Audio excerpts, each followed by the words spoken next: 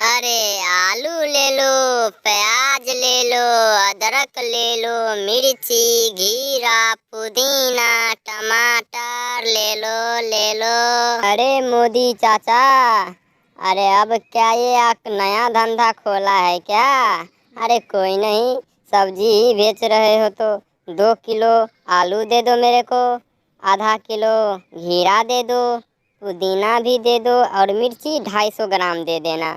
ज़्यादा नहीं खाता हूँ मैं। ओके मोदी जी, तो लाओ। अरे मोदी जी, अरे हमरो पर ध्यान दो। अरे हमहू ले हमरो आलू दे दो, प्याज दे दो, टमाटर दे दो, आ जितना रुपया होई हम तोहके दे देम, बुझला? घबरा मत, दे दो। ठीक बाए ममता, अरे दे दे हम, थोड़ा सबर कर।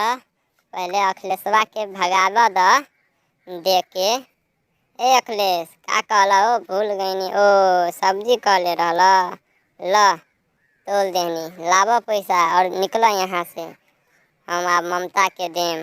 अरे झाटू मोदी जी, अरे एक बार में नहीं सुनते हो? हाँ, दोबारा कहना पड़ेगा क्या?